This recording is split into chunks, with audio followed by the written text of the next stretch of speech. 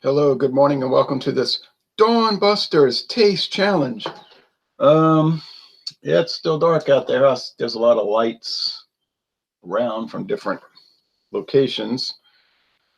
Birds, you may hear the birds. They're very exuberant this morning.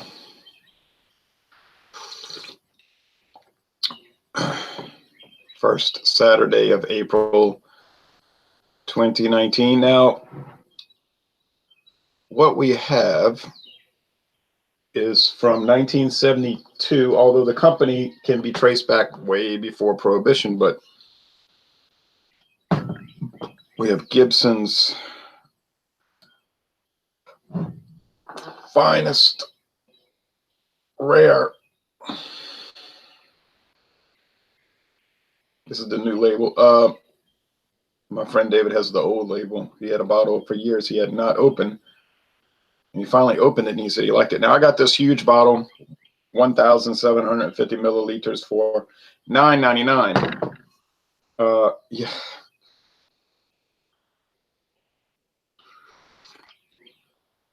Probably 70% discount. If you get this bottle in most stores, I guess in the United States, it'd be about 40 bucks. I got it for less than 10. So whatever, I bought it now. You say, well, that's Gibson's finest. What about Gibson's regular, Gibson's ordinary? Well, there is none. There's Gibson's finest rare and Gibson's finest sterling. Now, the rare is aged 12 years. There may be some others that just aren't listed because, as we've learned with beer, wine, and liquor companies, they make a lot of products that they tell you about. And then they have other things that just show up unexpectedly. Victor Quimman says, hey, Jay, can you give me a special 35th birthday Budweiser shout out? Yes, I want to give Victor Quimman, everyone. I want to give Victor Quimman a special 35th birthday Budweiser shout out. Drinking a Budweiser now. I hope you're doing a taste challenge and not just drinking at this hour of the morning. I'm drinking coffee. Gibson would win because of its taste.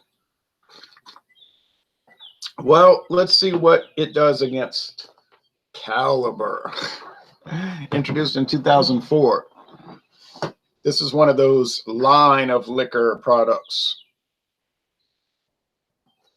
Caliber. Yeah, purple. And it's regal, purple and gold. You know, it's a royal, regal product.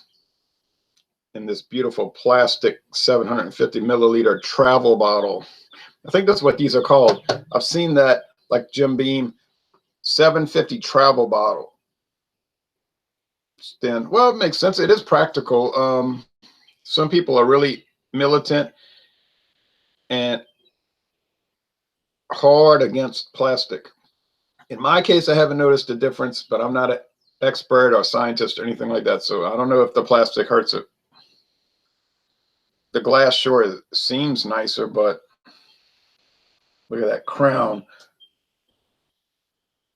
The maple leafs. The royal.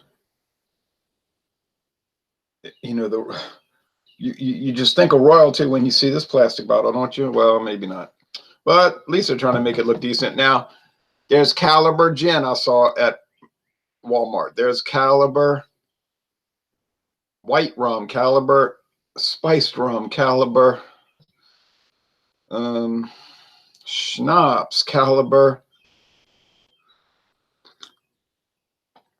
Well, there's all kind of liqueurs from them. And I even saw glass bottles of Caliber liqueurs, orange liqueur or something, whatever that's called. I said, whoa. And I was at a store across the Mississippi River. So it's sold mainly at Walmart, but not exclusively at Walmart, because you can get this at places that are not Walmart. All right. You say, I never heard of a company called Caliber. Yeah, you're never going to hear of a company called Caliber because it's a company called IWA Distilling Company Limited. He said, you say, well, I never heard of IWA. You're never going to hear of IWA because it's an alias name for Sazerac, the Sazerac Company, Louisville, Kentucky. Oh, so this is produced in Canada, but it's bottled in Kentucky. Now, a smooth and mellow blend from our master distillers. Canadian whiskey with natural flavors. Oh, oshkosh bagosh. But they say it's premium. So, you know, you ever seen a cheap beer or wine or liquor that wasn't called premium? You say, I'm suing them. I'm suing them. Because it's not premium. You know, those are one of those meaningless terms. So I think the U.S. government even has a terminology for those things, like marketing. So it's a term. It doesn't mean, it has no legal definition. Okay, it's like rare. You say rare. Well, how did you find it easily, relatively easily, if it's rare? Right. That's another one of those just terms. Craft beer. It has no legal term. You say, the beer, the beverage association or beer association says craft beer must follow these arbitrary guidelines that they change about every year. That's not illegal. That's their own viewpoint of it. Okay, that's not the government's interstate commerce regulatory power saying that. That's them saying that. Now,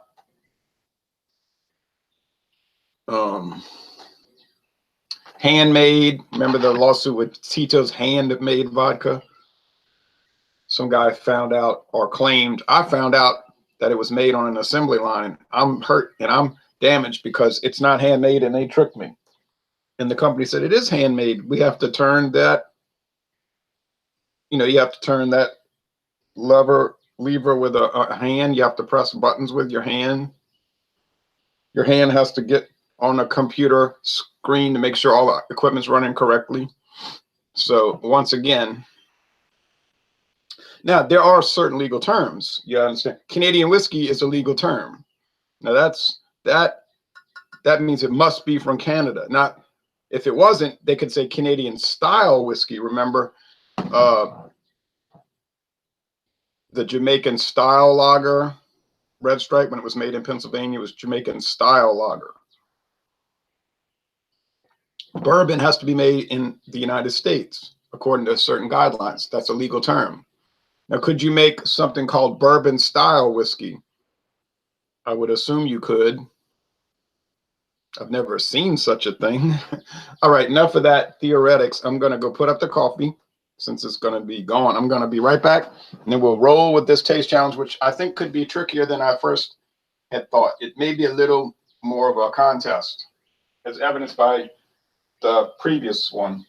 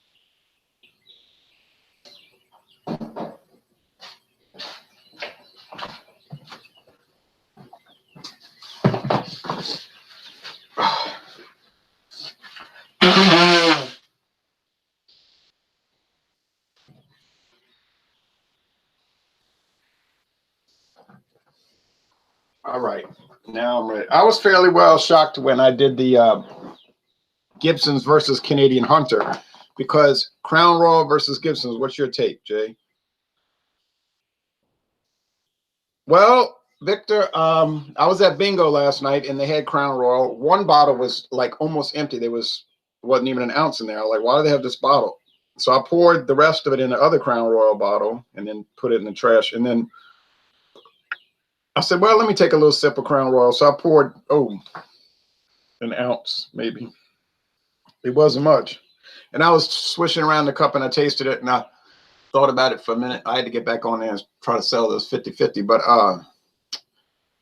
I said, I don't see where this is any better than Gibson's, for instance. It seems kind of ordinary to me, but you say, no, it's all marketing with Crown Royal. So, well, it might be. It's working. It's working because, I mean, Crown Royal is absolutely the most popular whiskey in this part of the country. And it's not even close. So it didn't taste bad. It didn't taste like, oh, this is no good. And I already decided, I said, I have to buy Crown Royal this year, 2019. I'll probably wait till the Christmas season because that's when they have all those nice gift packs and it'd be extremely low. Like last year, $22, and you got the Crown Royal regular size bottle and 2 glasses. So I said, that's the way to go. And then I drank some Dewar's. And I mean, drink, we talking about, you say, no, you probably drank that much. Because no, I actually drank just a little bit. And I said, Dewar's is really good scotch. Yeah, it's 3-year age. Yeah, it's basic blended scotch. And yeah, it tasted good. Had a lot of character to it. I would explore that more, I think.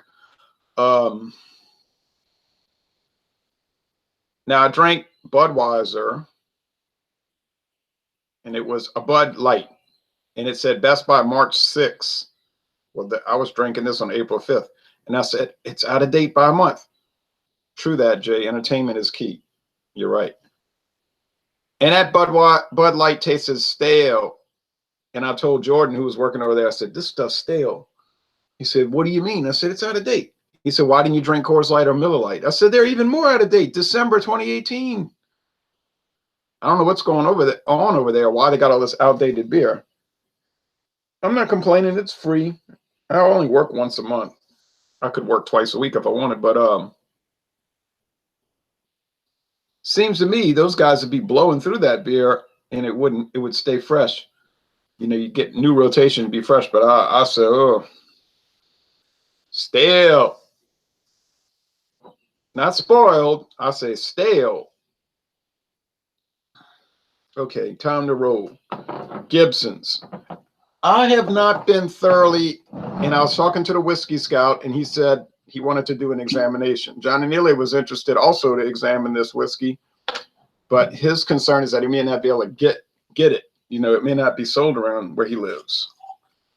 Well, that could be a real problem if you can't get the stuff, right? Wooden cap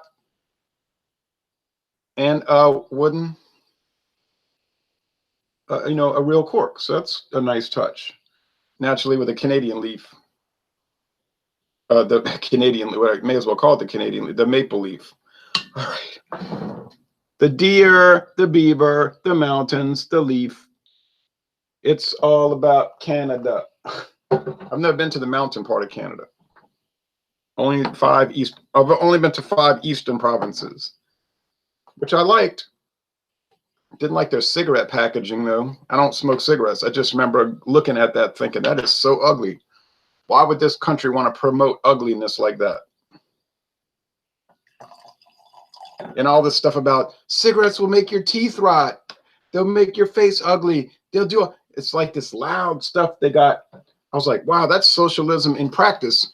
Everything about those socialists is loud, angry, ugly, nagging. You know, they want to control how the people think. And the Canadians, they just go right along with it. Well, we have to be controlled, we can't think for ourselves, you know, the government's got to take care of us, don't you know? And I was like, no, you need to learn to, like Queen said, I got to break free. I'm not saying be rebels or have a rebellious spirit or not respect authority or any of those things. But I'm saying they have to have more of a self-guidance. You know, it's like a whole country full of children say, oh, we must have Papa Papa Canada and Mama Canada control us and tell us cigarettes are bad. Cigarettes will do this. Like, you don't know that. You can't in your mind conceive of these things. Plus, they give them mixed messages. Other things that are clearly bad, the government will promote and say it's so good for you. Oh yeah. Oh, you can't say that. You can't say it's bad. How dare you say that? That's hate speech. Hate speech. So that's used, you know, as a hammer, right? That's that psychological hammer. I'll get you banned. But you say, but socialism is good. It bans things we don't like or that are unapproved. I remember reading so much about the Cultural Revolution in China. That's how that operated. They had the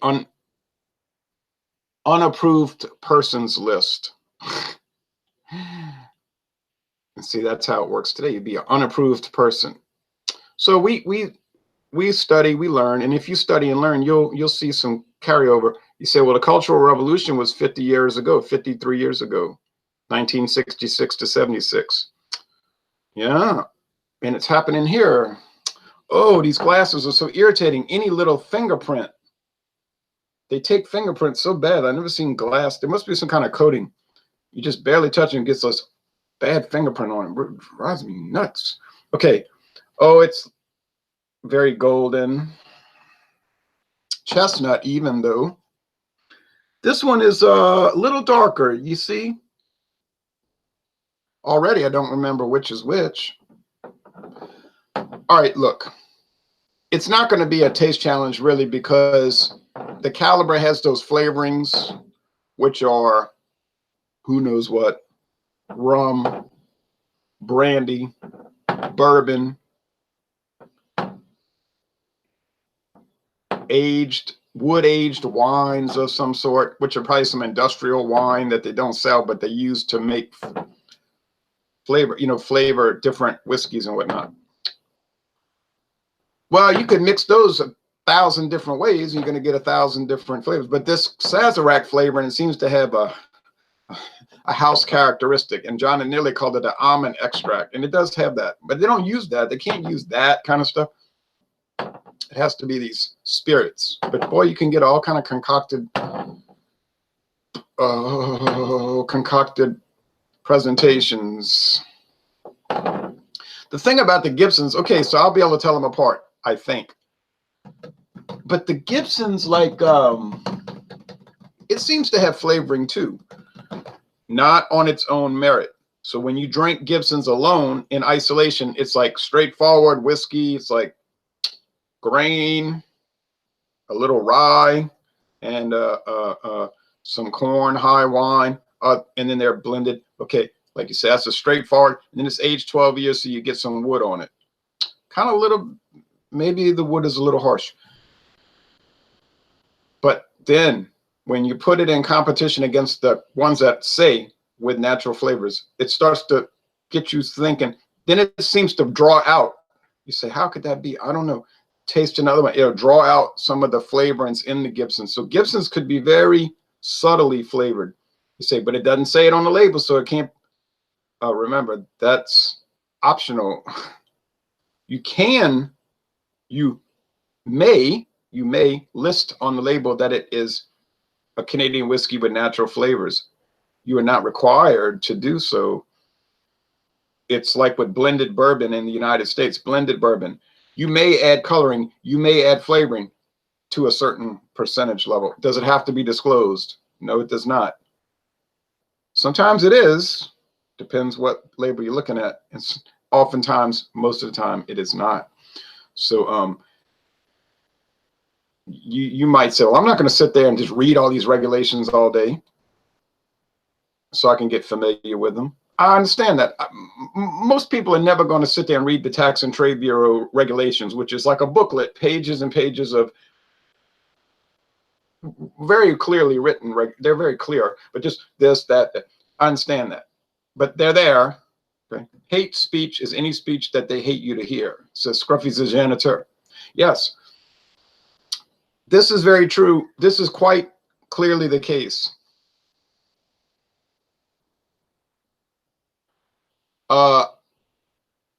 And that's a psychological warfare uh, that I've been studying my whole life with these people.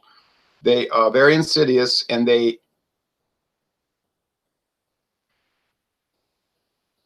very angry, and so they're very careless too. So anytime they gain any sort of power, like's happening in the United States, they have a tendency to overreach and to expose themselves. We've noticed this. They think we've got it.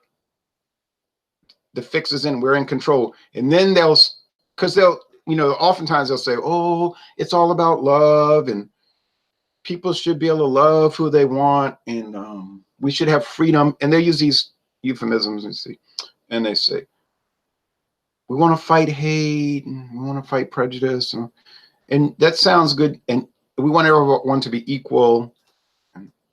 So you say, "Oh, well, these are very kind-hearted people. They want to help the poor. They want to help the little man." But they aren't so good at being subtle once they gain a little power. And then then you'll see this already. Then the hatred comes out. And then they'll start letting slip. You see that they want to do harm to people they don't agree with. Silence people they don't agree with. So then the hammer and sickle starts to show.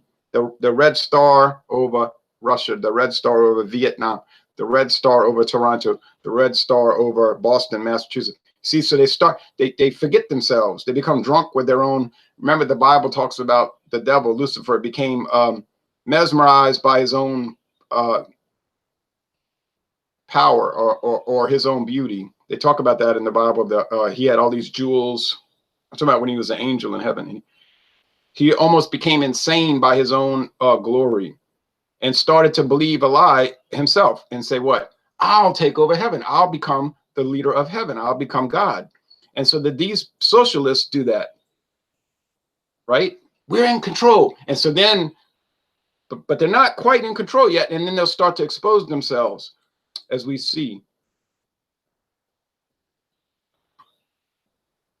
And then then you say, "Well, look, this is like Mao Zedong and Stalin and all these people." Yes, because that's really what it is. It's hard to keep the veil on because of the corruption of their minds, you see, and the power. And so they did that in Spain, remember, 1936. They said they were in control to a large extent. But then they say, "We've got it. The jig's up. We have it." And then they started, "Now we'll kill all the priests. Now we'll rape and murder all the nuns. Now we'll smash all the churches. Now we'll burn all the Catholics alive." And then you had the great counter-revolution. And then, well, we know how they are. That when they're in power, they're mad, angry, and vicious. And then when they get counterattacked, then you never heard any people cry as much as them. "They're hurting us. Look at all the killing they're doing. All we try to do is help the world. Look what they're doing to us. All we wanted to do was murder all of them." So you have to know how to read. Remember, you have to think like the enemy to know the enemy. Oh, well, enough of that theoretical stuff. But you've got to remember, that's how they are. And it's like Robespierre. You remember Robespierre? These people are all just like Robespierre.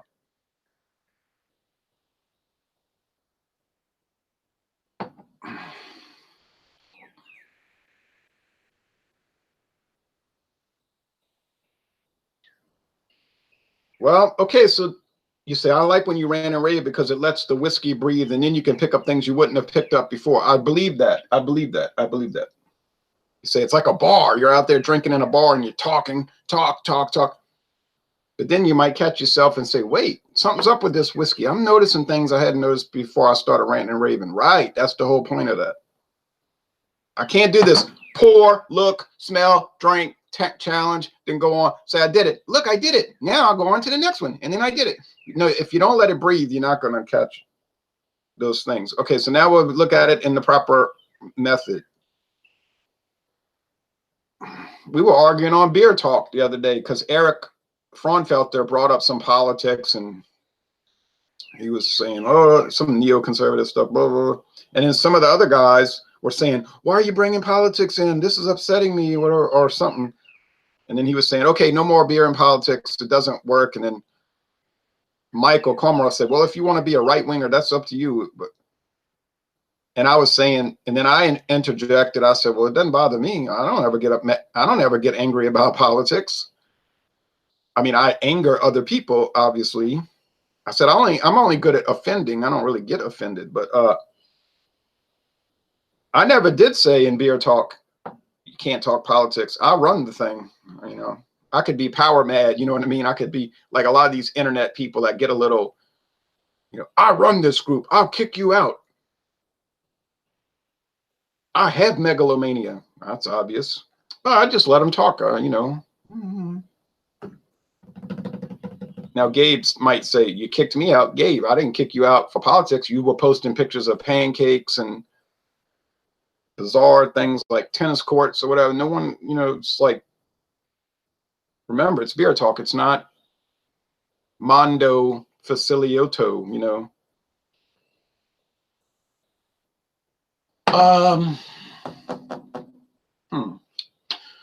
Well, I'll tell you what, the worst thing you can do with a whiskey challenge is let the doggone things breathe. Boy, if you let these whiskeys breathe, you're in a world of hurt. Because here's the problem. When you first pour them, pour the Gibsons, pour the Caliber. The initial topside flavors, aromas, they'll show, oh, it's got the flavorings, almond extract. Oh, that's Caliber. Oh, this one's more standard, that's Gibson. Okay, psh, then you got it. Say, look at me, I'm an expert. No. You're not an expert. Because if you let them breathe, then you might run into trouble. It becomes very problematic, very problematic. And Sazerac is not some run-of-the-mill fly-by-night company, right? So you figure whoever's sourcing their Canadian whiskey, and who knows who it could be, could have been Diageo all along. You say, you mean Crown Royal, Diageo? I never said that. I said could have been. They do have a 10-year production agreement going on right now because of the buyout. So, hey. There may be a lot more commonality with this stuff than we had first believed. You say, but Sazerac won't even disclose who makes their Canadian whiskey. Right. Even more of a reason to start to be suspicious. No? You say, well, wait a minute. Are you telling me that Brown-Forman, who makes Canadian Mist and admitted on air that their capacity only requires 5 days a week production, and they have Canadian Mist done for the week? Well, that means there's 2 days idle. But if you carefully watch the video, they say it's idle for Canadian Mist. Oh, well, that would mean they have some days they could be doing contract distilling. Yes. Uh-oh, don't think about these things too carefully, because the cat might get out the bag. Then what you're going to do? All right. This aroma here has gone so soft. You say, oh, yeah, it's just grain alcohol, ain't it? Column still grain whiskey, yes. Corn, yes. Wood, yep. Some blending sherry, I would think so. Like cocktail sherry. Go buy the what is it? Fairbanks cocktail sherry. Boy, you never smelled anything like that. That is a very strange product. You say cocktail sherry. I can't even describe it. You have to buy it, and then you'd say, whoa. This could be used for cocktails, obviously, but could it be used to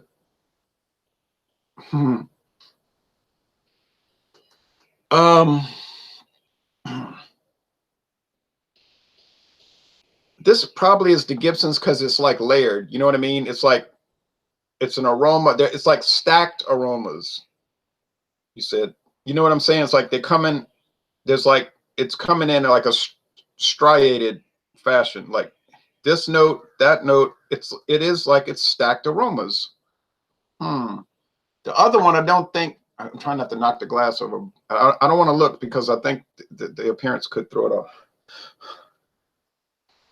Oh yeah, this has got to be the caliber because of that flavoring thing, and it's not a stacked aroma because it's only aged about 3 years, so it's like a blob aroma. You say a blob of smell. That sounds great.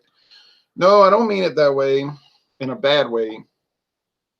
What I'm saying is like it's just a bunched. It's well blended. You know what I mean? Like it's all infused together. Yeah, that's what I'm trying to say. There's some beeswax. Yeah, I've said that before. I said that with Black Velvet. It had beeswax. No, Black Velvet is not made with beeswax, but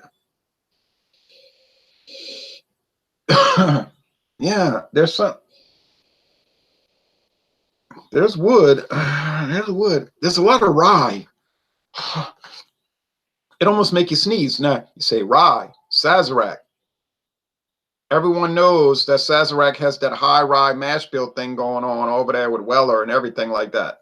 Not to mention the Majestic Distilling over there in Baltimore County, Maryland, with their right. Get a hold of Canadian Leaf. Boy, you never smelled anything like that. And that's coming right out of Baltimore County at Majestic Distilling. And I don't know what's going on over there, but I don't think you'll confuse it with anything else. You may not like the rye note. You might say, "Well, I was burning my nose. I'm going to go eat a Reuben sandwich." Okay, but this does not have that. Nope.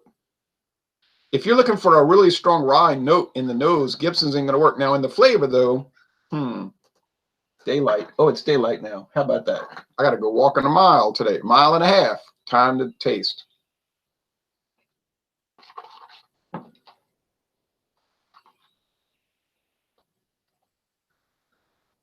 Oh, that's a thin body.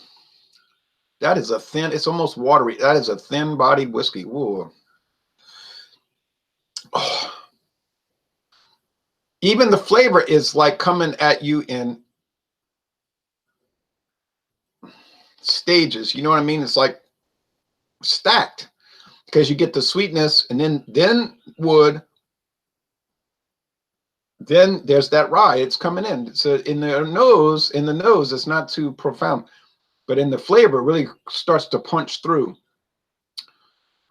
Oh, it's amazing at 12 years in the barrel what it does. Well, I'm so glad I got this for $9.99. You just can't get over it. If you were performing a song live on stage, what would be your decision, whether it be beer or hard liquor? If I was performing a song on stage, well, Victor, I'm not a singer. I don't perform songs on stage. But it'd probably be something like The Siege and Investiture of Baron von Frankenstein's Castle in Wissyria, which was a Blue Oyster Cult song from 1988.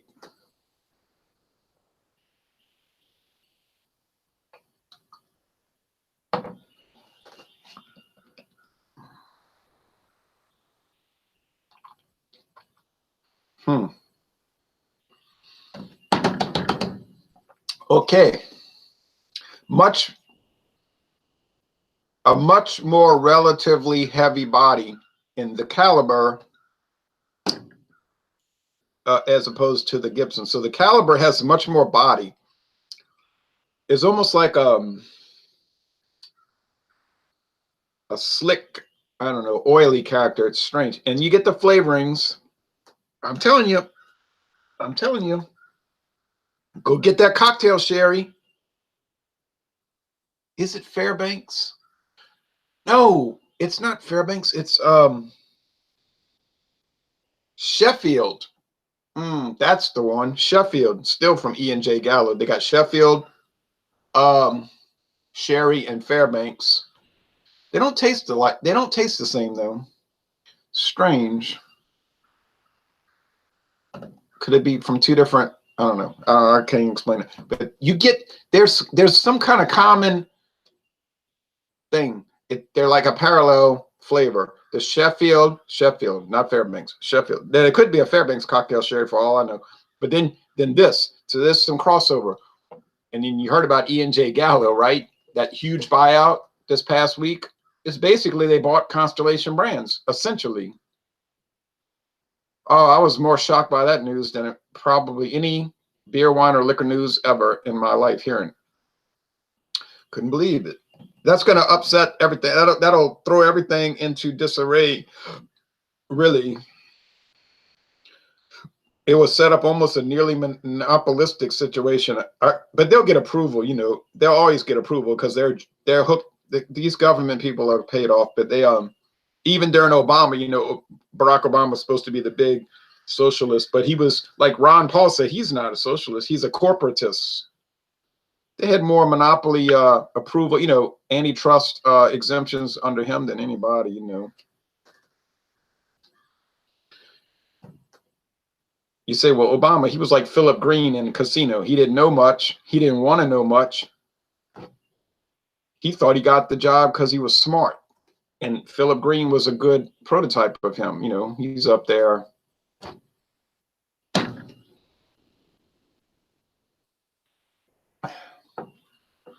Mainly just to drink beer and go on vacation, smoke cigarettes.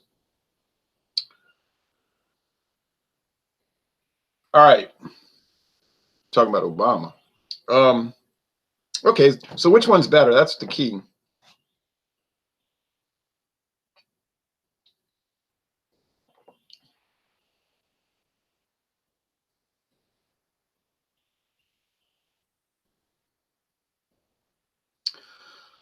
I think it's a hard decision, which means that,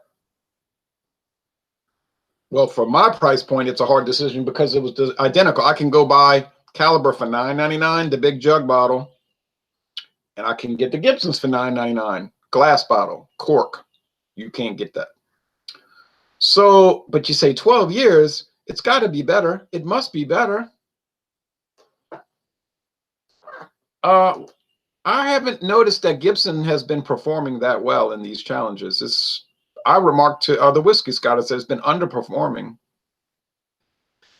It's made by William Grant and Sons, the people that make that beautiful Scotch whiskey, the Clan McGregor. Oh, that thing there, that is an overperformer if there was ever one.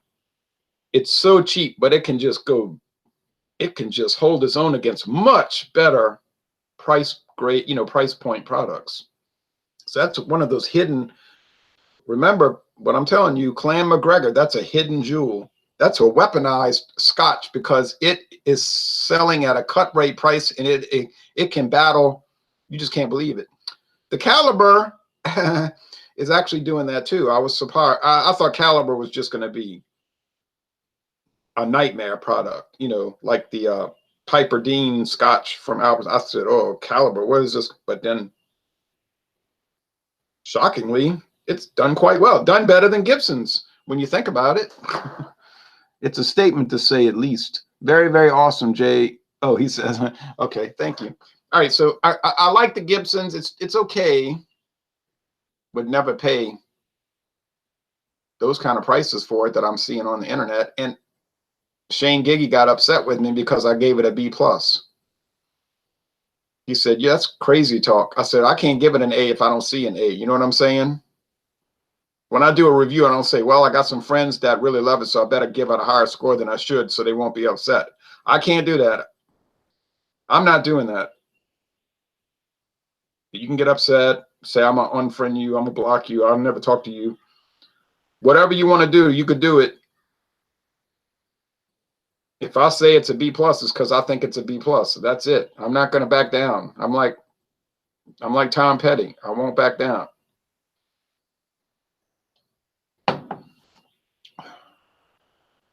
I'm not bragging on that. Every reviewer should be like that. You know what I mean? You shouldn't just give scores because that's what you think people want to hear. You should give it because that's what you're thinking. And I'm seeing B plus. I'm not seeing an A with Gibsons. I haven't seen an A from get-go. It's okay. It's fine. It's no VO. Sequence VO is way better than this. I'm sorry. Okay, I'm sorry. It's just way better. Way better. That is an A. It's very subtle, though. So you got to watch Sequence VO. It'll catch you off guard. When you initially rush into it, if you're in a big hurry, which I was probably, you say, oh, it's dull. It's dull. No, it's not dull. It's not garish. A lot of times if we don't see bells, we don't hear bells tingling and we don't see sparkles, we think something's wrong. But no, it's not all about that. But I don't know, something about the Gibsons that's missing something, and I don't know what it is. But I don't hate it. And I would recommend it, and I would buy it again for $9.99. Who wouldn't buy it? But there's something about it that's just not quite up to par, and I can't quite put my finger on it, but there's something missing, like in the movie Bananas from 1971. Remember the girlfriends? She said, I knew something was missing. So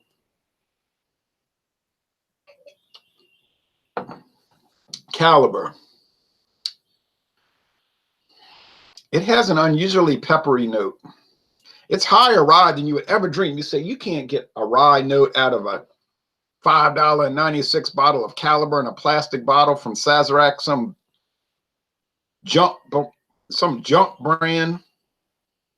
Well, you would assume you can't, but there it is right there in your mouth.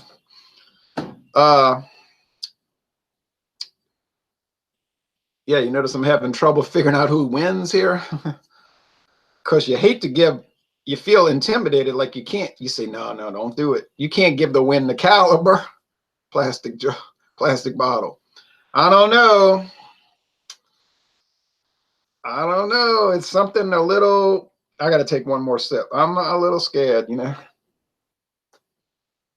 I said I was a little scared. I didn't say I was real scared. That fog. I tell you what, it's got an underneath pleasant character. There's an underneath pleasant character, and that rye gives it a little unique thing. Not little, a unique thing in its own. Okay, so I think Caliber overperforms. I've been saying that. Overperforms. Gibson's.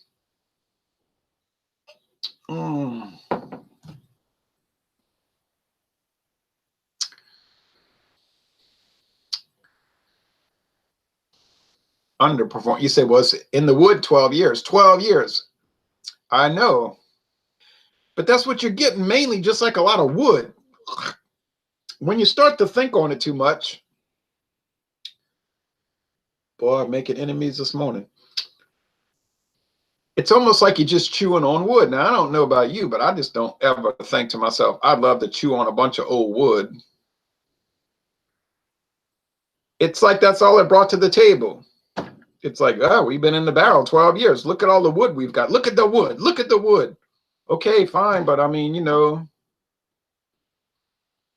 I don't know, man. I think I'm very reluctant to say this. I think I would rather drink Caliber. You say, oh, no. I'm unsubscribing immediately. Go ahead. Do it. Why you didn't do it yet? I'm going to call them it's got a better, it's got a better flavor. All right. Caliber tastes better. I said it. So if I could choose between Gibson's Finest, rare, 12-year age in the beautiful glass bottle with the cork, or this thing called Caliber in this plastic thing, I wouldn't make too big of a deal out of that. You can get Jack Daniels and Jim Beam in the same exact bottle, the travel bottle. That is not, go to the store and look. You'll see it. They're all in that. I'd rather drink the Caliber, but you say, go back and look at Alcohol legs, your membership dropped by 12 just now. Well, that's all right. Drop, quit.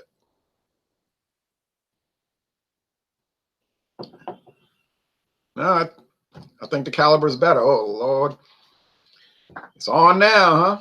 Well, so once again, Sazerac wins. Now, yeah, I know I'm from Louisiana. Yeah, I know Sazerac's headquarters is in Louisiana.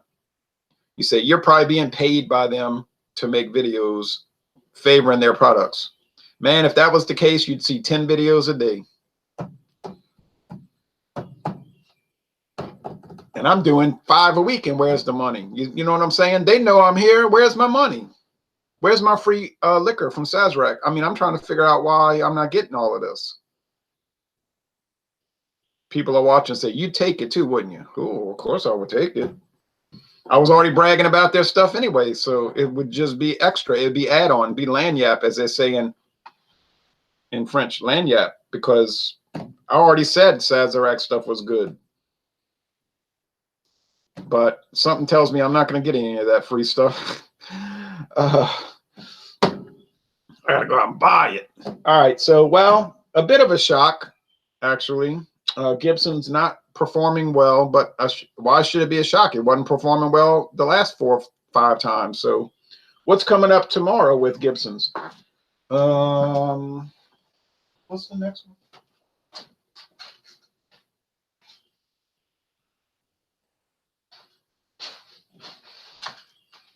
Oh, no, not this one. Canadian Crest. If it loses the Canadian Crest, I really would have to question things. But you say, not that stuff from Albertsons, $5.96 a bottle. No, I think it was, yeah, it was like $5.99. Or was it, oh, no, it was $4.99. $4.99 for this. You say, no, no, no, no, no, no. That will not beat Gibson's. You would assume it wouldn't, but I don't have too much confidence in that. All right, thanks for watching this video production. I have to do a beer review in a little while. Oh, yeah, I bought some interesting beers yesterday. Yes. I bet you nobody else did a beer review of these. Oh. Okay, thank you.